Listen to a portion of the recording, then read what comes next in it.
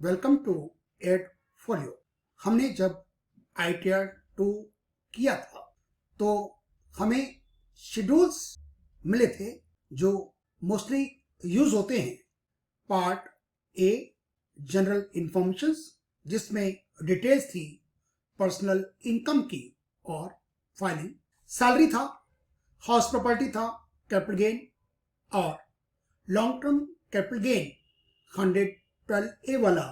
यदि आप शेयर्स बेचते हैं, म्यूचुअल फंड बेचते हैं 112A के अंदर।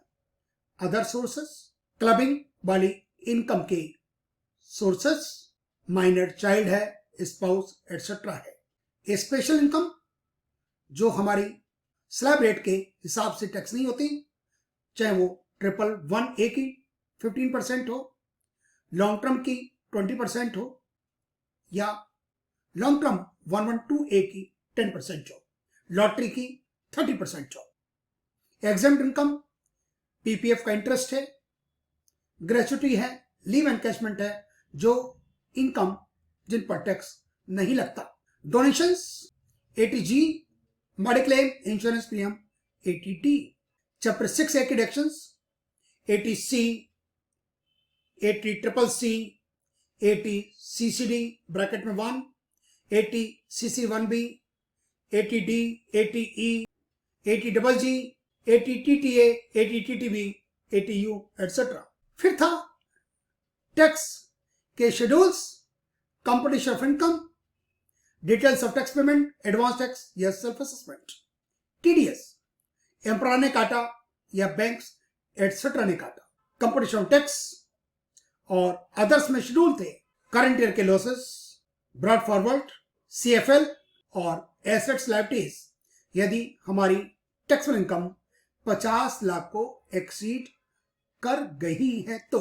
पहले हमें शेड्यूल्स सिलेक्ट करने होते हैं और बाद में जो हम डेटा उसमें इंसर्ट करते हैं तो उनका सीक्वेंस बदल जाता है। Part a general, salary, house property, capital gains 112A, other sources, CYLA, BFLA, CFL, special income, deductions 80G की, 80D की, चैप्टर 6A की, क्लबिंग वाले source, exempt income, assets liabilities, competition, tax paid जिसमें employer का, other than employer का या advance tax और self assessment tax, और कंपटीशन ऑफ टैक्स। जब हम ITR 3 के कैटेगरी वाइज शेड्यूल्स देखते हैं तो उसमें हमें मिलेंगे general, part A personal information और फाइलिंग स्टेटस के।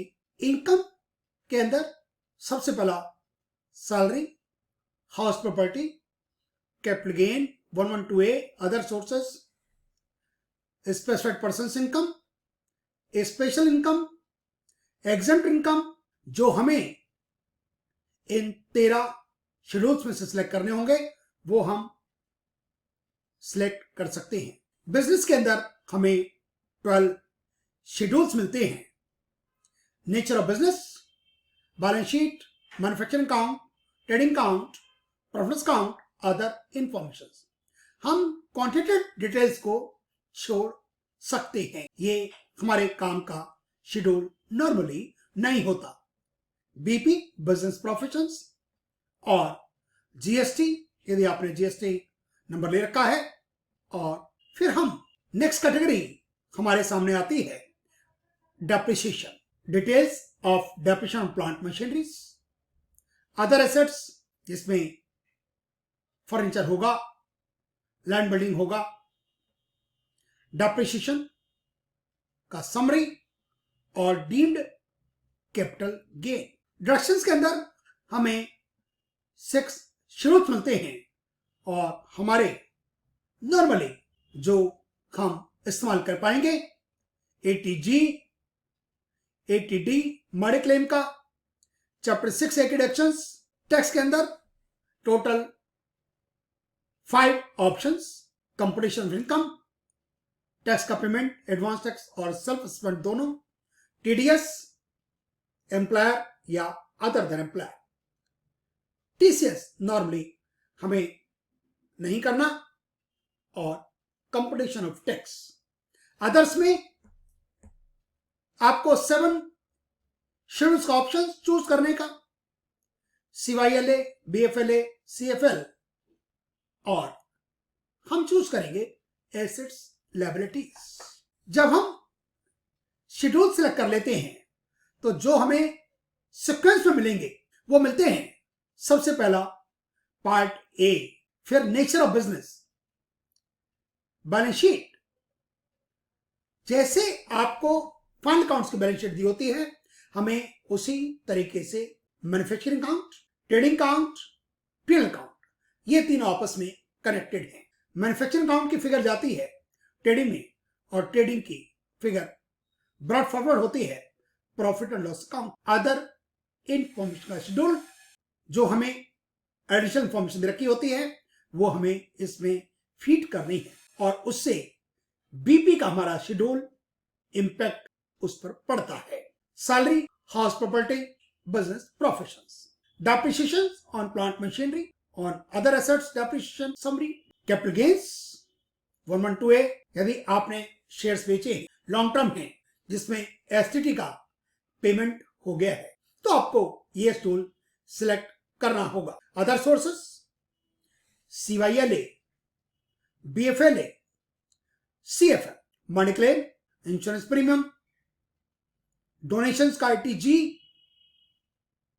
Chapter 6 एक्सडेक्शंस 80C, 80TTA, 80TTB, 80CCC, 80CC1B, इस तरह की specified person income, minor child, spouse, section 64 वाली क्लबिंग, स्पेशल इनकम, सेलिब्रिटीज के अलावा 10% का टैक्स, 15% का, 20% का, या 30% का। एग्जेम्प्ट इनकम, जिन पर टैक्स लायबिलिटी नहीं आ रही, जिसकी वजह से टैक्स नहीं बढ़ेगा, पीपीएफ का इंटरेस्ट, HRA का एग्जेम्प्ट अमाउंट, फर्म से जो आपको इनकम मिली, एसेट्स लायबिलिटीज, यदि आपकी टैक्स इनकम 50 लाख को एक्सीड करती है तो। लेकिन इस एसेट्स लायबिलिटीज में जो बिजनेस में हमने एसेट्स दिखा दी उनके अलावा उसको छोड़कर जीएसटी नंबर पूछा जाएगा आपसे, टर्नओवर पूछी जाएगी, कंपटीशन ऑफ इनकम,